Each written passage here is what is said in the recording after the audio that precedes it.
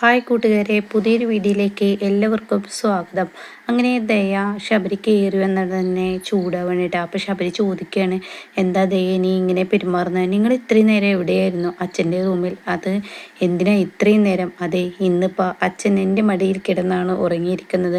അച്ഛൻ എൻ്റെ മടിയിൽ കിടക്കുമ്പോൾ വല്ലാത്തൊരു സമാധാനമാണ്. തിരിച്ച് എനിക്കും അങ്ങനെ തന്നെയാണ്. അപ്പോഴേക്കും ദയ പറയാണ്, എന്നാൽ നിങ്ങൾക്ക് അവിടെ തന്നെയാണ് കിടക്കായിരുന്നില്ലേ എന്ന് പറയണേ. എന്താ ദയ നിനക്ക് പതിവില്ലാത്ത ഈ സ്വരം വ്യത്യാസം? അതിന് മാത്രം എന്താണ് ഇവിടെ പ്രശ്നമുണ്ടായത്?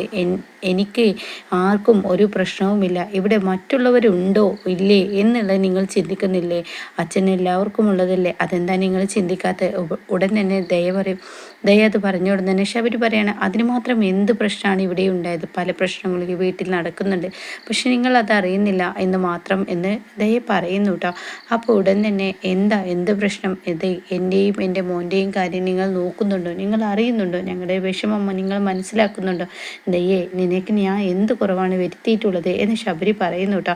അപ്പോൾ ഉടൻ തന്നെ നിങ്ങളെനിക്കും മക്കൾക്കും കുറവ് വരുത്തിയിട്ടുണ്ടാവില്ല, എങ്കിലും കാര്യങ്ങൾ പറഞ്ഞു തരാം. ഇപ്പോഴെന്തായാലും നിങ്ങൾ കുഞ്ഞിനെ നോക്കുകയാണെങ്കിൽ ഞാൻ താഴെ പോയി ഭക്ഷണം ഉണ്ടാക്കായിരുന്നു എന്ന് പറഞ്ഞ് ദയ ഇറങ്ങി പോകുന്നു കേട്ടോ. പിന്നീട് കാണിക്കുന്നത് ചീരുവിനെയും അതുപോലെ അനുപമയാണ്. അനുപമ ഇങ്ങനെ ടെൻഷൻ അടിച്ചിരിക്കുമ്പോൾ ചീരു ചോദിക്കുകയാണ്, എന്താ ചേച്ചി എക്കാര്യം വിട്ടില്ലേ? അതല്ല മോളെ, നമ്മൾ ചെയ്യുന്നത് റിസ്ക് ആണ് എന്നാണ് ചേച്ചി പറയുന്നത്. അപ്പോൾ ഉടൻ തന്നെ അനുപമ പറയുക, റിസ്ക് അല്ല, അത് ഞാൻ പറയുന്നത് നമ്മുടെ അച്ഛനെ മറച്ചു വെച്ച് ചെയ്യണോ എന്നാണ് ഞാൻ പറയുന്നത്. അച്ഛൻ പിന്നീട് അറിഞ്ഞു കഴിഞ്ഞാൽ അതൊരു വിഷമമാവില്ലേ? എന്താ ചേച്ചി ഇങ്ങനെയൊക്കെ പറയുന്നത്? ഒരു പ്രാവശ്യം വിജയിച്ചില്ല, ഇനി രണ്ടാം തവണ ചെയ്യാൻ പോകുന്നത്. അത് അച്ഛനെ അറിയിക്കേണ്ട, കാരണം അച്ഛനെ അറിഞ്ഞാൽ ആ ഒരു ജീവൻ പോവാൻ കൂട്ട് നിൽക്കില്ല അച്ഛൻ. അത് അച്ഛനെ ഒരിക്കലും താങ്ങാൻ കഴിയില്ല. അതുകൊണ്ട് ഇത് മറച്ചു വെക്കുക തന്നെയാണ് ഏറ്റവും ബെറ്റർ. മറച്ചു വെച്ച് കാര്യങ്ങൾ ചെയ്യാം, അതാവുമ്പോൾ കുഴപ്പമില്ലല്ലോ. എനിക്ക് രണ്ട് മക്കളില്ലേ, അവരെ നോക്കേണ്ടേ? ഇത് ഒരു ഹൃദയമിടിപ്പ് പോലെ ഒന്നല്ലേ ഉള്ളൂ. അപ്പോൾ അത് പോയാലും യാതൊരു നഷ്ടവുമില്ല, ഒരു ജീവനായിട്ടില്ലല്ലോ, അങ്ങനെയല്ലേ പറയേണ്ടത്. അതൊക്കെ നീ പറയുന്നത് ശരിയായിരിക്കാം, പക്ഷെ എൻ്റെ മനസ്സിലെ വേവലാതെ ഞാൻ നിന്നോട് പറഞ്ഞതാണ് എന്ന് അനുഭവം പറയുന്നു കേട്ടോ. അങ്ങനെ പിന്നീട് ചിരുവിന് ഈ ഒരു വാക്കുകൾ കേൾക്കുമ്പോൾ സങ്കടമാവുന്നു. എന്നാൽ ഈ സമയം ഷാമിനെയും സോനയാണ് കാണിക്കുന്നത്. അവർ ഇന്ദ്രനെയും കാത്തു നിൽക്കണം. അപ്പോഴാണ് ഇന്ദ്രൻ കടന്നു വരുന്നത്. അങ്ങനെ ഇന്ദ്രൻ അകത്തോട്ട് കയറി പോകുമ്പോൾ ഷാമ്, ഇന്ദ്രട്ട ഒന്നിങ്ങ് വന്നേ. അപ്പോഴേക്കും സോന പറയാണ്, ഇന്ദ്രട്ടനെ ഇത്രയും നേരം കാത്തു നിന്നത് ഒരു കാര്യം പറയാനാണ്. എന്താ സോനെ, പ്രത്യേകിച്ച് പ്രശ്നങ്ങൾ എന്തെങ്കിലും ഉണ്ടോ? അല്ല ഇന്ദ്രട്ട, ആ ജോത്സ്യൻ്റെ വാക്കുകൾ അത് ഞങ്ങൾ നേരത്തെ അറിഞ്ഞതാണ്. ഭാനമ്മ ഞങ്ങളോടും പറഞ്ഞിരുന്നു. എന്നാൽ ഇതിൻ്റെ ബാക്കിൽ എന്തോ ഒരു കെണി ഒളിഞ്ഞിരിപ്പുണ്ട്. അപ്പോൾ ഇന്ദ്രൻ ചോദിക്കുകയാണ്, എന്ത് കെണി? ആ ജോത്സ്യനെ കൊണ്ട് ആരോ പറയിപ്പിച്ചതുപോലെ തോന്നുന്നു. അപ്പോൾ ഉടൻ തന്നെ എന്താപ്പം അങ്ങനെ തോന്നാൻ? അല്ല, സത്യനും ഈ അഭിപ്രായമുണ്ട്. ഇന്ദ്രേട്ടൻ ഞങ്ങൾക്കൊപ്പം നിൽക്കുകയാണെങ്കിൽ ആ സത്യം ഞങ്ങൾ അറിയാൻ തയ്യാറാണ്. ഇന്ദ്രേട്ടന് മുന്നിൽ അത് തെളിയിച്ചു തരാനും തയ്യാറാണ്. അപ്പോൾ ഇത് കേട്ട് ബാക്കിൽ സുശീല വന്ന് നിൽക്കുന്നത് ഇവരാരും കാണുന്നില്ല കേട്ടോ. അപ്പോൾ ഉടൻ തന്നെ ഇന്ദ്രൻ തൻ്റെ കൈയിൻ്റെ ഷർട്ടൊക്കെ അങ്ങ് മടക്കി കുത്തിയിട്ട് ഇന്ദ്രൻ പറയാണ്, വേണ്ട, ഇത് തെളിയിക്കാൻ നിൽക്കേണ്ട, ഇത് വിട്ടേക്ക്, അത് എന്തെങ്കിലും ആവട്ടെ, എന്തായാലും ഇത് വിട്ടേക്ക് എന്ന് ഇന്ദ്രൻ പറഞ്ഞങ്ങ് തിരിച്ചു പോവാണ് കേട്ടോ. അപ്പോൾ ഈ സമയം സുശീൽ ഇത് കേട്ട് നിൽക്കുകയാണ്. എന്താടാ അവർ പറയുന്നത്? ഒന്നുമില്ല അമ്മേ എന്ന് പറഞ്ഞ് ഇന്ദ്രൻ കയറി പോകുന്നു കേട്ടോ. എന്നാൽ ഈ സമയം അവിടെ ഇങ്ങനെ ശ്യാമിൻ്റെ അടുത്തോട്ട് സുശീല വരികയാണ്. ഓഹോ, ഇപ്പോൾ എനിക്ക് എതിരെ തിരിയാനാണോ നിങ്ങളുടെ പ്ലാന്?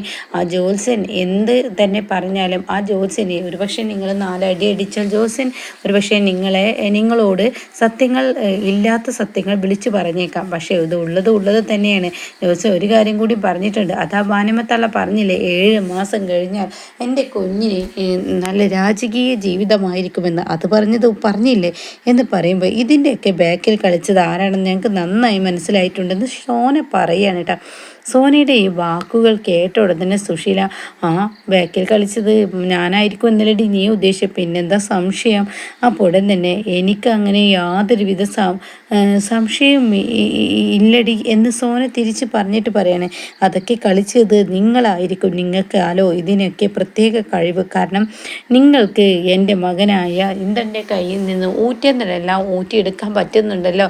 അതിൻ്റെ ഭർത്താവും നീയും കൂടി അത് ചെയ്തില്ലേ എന്ന് സുശീല സോനയുടെ മുഖത്തടിച്ച് പറയുമ്പോൾ സോനയ്ക്ക് അങ്ങ് ദേഷ്യം പിടിച്ചിട്ട്, വായ തൊതിയത് വിളിച്ച് പറഞ്ഞാൽ എപ്പോഴും അമ്മയാണെന്ന് കരുതി കേട്ട് നിൽക്കില്ല എന്ന് പറഞ്ഞ് വിരൽ ചൂണ്ടി സുശീലക്ക് മുന്നിൽ വരികയാണ് കേട്ടോ. അപ്പോഴേക്കും ശ്യാമ സോനെ, അത് ചെയ്യാൻ പാടില്ല, അത് ചെയ്യുന്നത് തെറ്റേ, നീ ഇങ്ങ് പോന്നേക്ക്, ഇവരെ പോലെയുള്ളവരോട് സംസാരിച്ചിട്ട് കാര്യമില്ല എന്ന് പറഞ്ഞിട്ട് അങ്ങ് കൊണ്ടുപോവാണ് കേട്ടോ.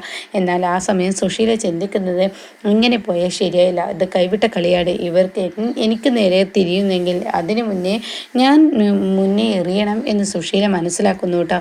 എന്നാൽ ഈ സമയം ദയ ഭക്ഷണമൊക്കെ ഉണ്ടാക്കി വന്നിട്ട് ശബരിയോട് പറയാണ്, ശബരിയേട്ടാ താഴെ പോയി ഭക്ഷണം കഴിച്ചു. അപ്പോൾ ശബരി പറയണേ, എന്താ ഇപ്പോൾ ഈ പറയുന്നത്, നമുക്ക് 2 പേർക്കും ഒരുമിച്ചിരുന്ന് കഴിക്കാം.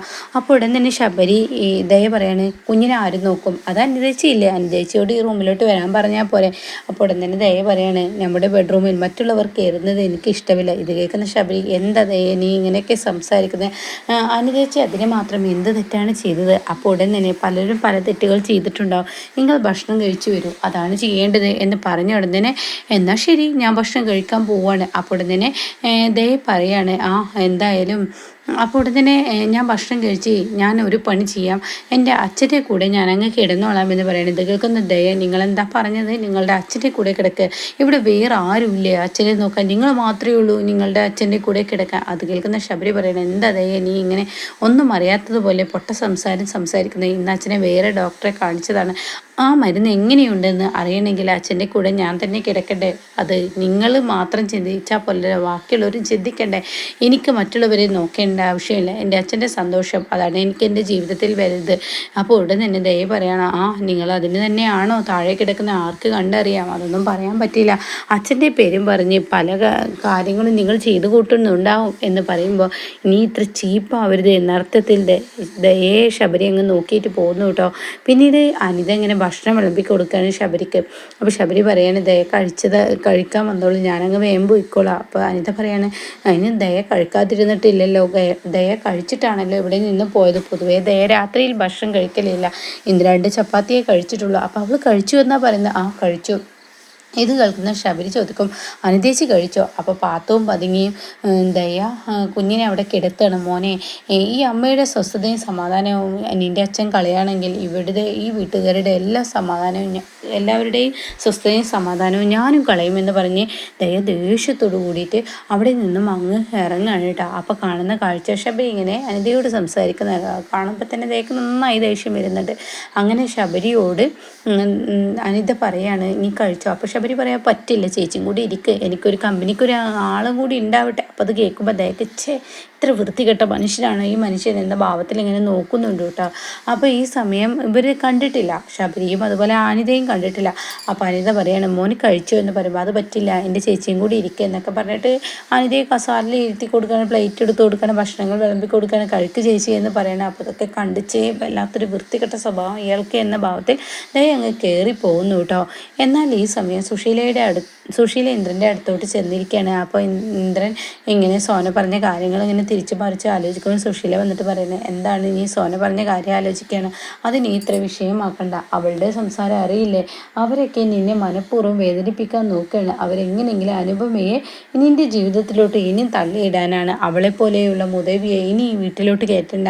എനിക്ക് എപ്പോഴും കാര്യം എന്ത് പറയുകയാണെങ്കിൽ ഹർഷയുടെ കുഞ്ഞ് 7 മാസം പിറന്നു കഴിഞ്ഞാൽ നിൻ്റെ ജീവിതത്തിൻ്റെ ബുദ്ധിമുട്ടൊക്കെ മാറുന്നല്ലേ ജോസ്യൻ പറഞ്ഞത്. ഒരുപക്ഷെ ശ്യാമിനെ തെളിയിക്കാൻ കഴിഞ്ഞേക്കും, ശ്യാം എന്ത് തെളിയിക്കും, ആ ജോസിനെ കൊണ്ട് അടിച്ച് പറയിപ്പിക്കും, ഇവിടെ തെറ്റുകാരൻ വേറെ ആരോ ആണെന്നുള്ളത് ഒരാൾ പറഞ്ഞിട്ടാണ് ഞാൻ അത് ചെയ്തത്, ഒരുപക്ഷെ അങ്ങനെയൊക്കെ ചെയ്യുകയായിരിക്കും, എന്നാൽ നീ തെളിയിച്ചോ എന്ന് പറയുമ്പോൾ ഇന്ദ്രൻ പറയാൻ, അതിൻ്റെ ഒന്നും ആവശ്യമില്ല അമ്മേ, അതൊന്നും എനിക്ക് പ്രശ്നമില്ല, അതിനെ തെളിയിക്കാനൊന്നും പോകുന്നില്ല. അപ്പോഴാണ് അനുപമയുടെ ഫോൺ വരുന്നത് കേട്ടോ. അപ്പോൾ തന്നെ സുശീല ചോദിക്കണം, ഇത് അവളായിരിക്കൂലേ, അവളിപ്പോൾ മനഃപൂർവ്വം നിന്നെ അടുത്തടുത്ത് കൊണ്ടുപോകാനുള്ള പരിപാടിയാണ്, എന്തായാലും നീ മോനെ ഫോണൊന്നും എടുക്കണ്ട, അവളുടെ ഫോൺ എടുക്കണ്ട. അപ്പോൾ ഇത് കേൾക്കുന്ന ഇന്ദ്രൻ ആ ഫോൺ അങ്ങ് സൈലൻ്റ് ആക്കുകയാണ് കേട്ടോ. പിന്നീട് വീണ്ടും വിളിക്കുമ്പോൾ സുശീല പറയണം, നീ ഫോൺ എടുക്കണ്ട, നീ കിടന്നുറങ്ങാൻ നോക്ക് എന്ന് പറഞ്ഞിട്ട് ആ ഫോൺ എടുക്കാൻ സമ്മതിക്കില്ല കേട്ടോ. അങ്ങനെ ലൈറ്റും കെടുത്തി സുശീല അവിടെ നിന്ന് പോകുമ്പോൾ ഇന്ദ്രൻ ഇങ്ങനെ ചിന്തിക്കുകയാണ്, താൻ അനുപമയുടെ ഫോൺ എടുക്കുന്നില്ല, കാരണം ഇനിയും അവളോട് നുണ പറയാൻ എനിക്ക് കഴിയില്ല, അതുകൊണ്ട് തന്നെ ഞാൻ ഫോൺ എടുക്കുന്നില്ല എന്നൊരു തീരുമാനം ഇങ്ങനെ ഇന്ദ്രൻ എടുക്കണം കേട്ടോ. ഈ സമയമാണെങ്കിലോ ഇങ്ങനെ അനുപമ ഇന്ദ്രൻ്റെ ഫോണിലോട്ട് വീണ്ടും ഇങ്ങനെ വിളിച്ചും കൊണ്ടിരിക്കുക, പക്ഷേ എടുക്കുന്നില്ല. അപ്പോൾ അനുപമക്ക് സങ്കടമാവാണ്. അങ്ങനെ വീണ്ടും വിളിക്കുമ്പോൾ മൊബൈൽ സ്വിച്ച് ഓഫ് ആക്കി കണ്ടിരിക്കുകയാണ്. അപ്പോൾ അനുപമക്ക് ഭയങ്കര വിഷമമാണ്. ഇന്ദ്രനാണെങ്കിലോ ഫോൺ എടുക്കാത്ത ഇതുകൊണ്ടാണെന്ന് പറയുന്നുണ്ട് കേട്ടോ. പിന്നീട് ചീരു ഇങ്ങനെ ബെഡ്ഷീറ്റ് ഇങ്ങനെ വിരിച്ചുകൊണ്ടിരിക്കുകയാണ്. ആ സമയമാണ് അനുപം വളരെ സങ്കടത്തോട് കൂടി വരുന്നത്. അപ്പോൾ ചിരി ചോദിക്കുക, എന്താ ചേച്ചി ഇന്ദ്രേട്ടൻ ഫോൺ എടുത്തില്ല? അല്ല എടുത്തില്ല, ഇപ്പോൾ സത്യനില്ലാത്തതുകൊണ്ട് കടയിലെ കാര്യങ്ങളൊക്കെ ഇന്ദ്രേട്ടനല്ലേ ചെയ്യുന്നത്, അതുകൊണ്ട് നല്ല ക്ഷീണമുണ്ടായിരിക്കും, നേരത്തെ ഉറങ്ങിയിട്ടുണ്ടാവുമായിരിക്കും. അതൊരു പക്ഷേ ചേച്ചി പറഞ്ഞത് ശരിയായിരിക്കാം, പക്ഷേ എനിക്ക് തോന്നുന്നില്ല അത് മാത്രമാണെന്ന്. കാരണം ഇന്നിപ്പോൾ നമ്മൾ ആ സ്ഥലം വരെ പോയി കുഞ്ഞിനെ കാണാനൊന്ന് വരികയാണ്, ചേച്ചി ഒന്ന് തിരിച്ചു വിളിക്കേണ്ട മര്യാദ ഇന്ദ്രേട്ടൻ ചെയ്തിട്ടില്ല എന്ന് പറയുമ്പോൾ അനുപമക്ക് ഭയങ്കര സങ്കടമാവുകയാണ് കേട്ടോ.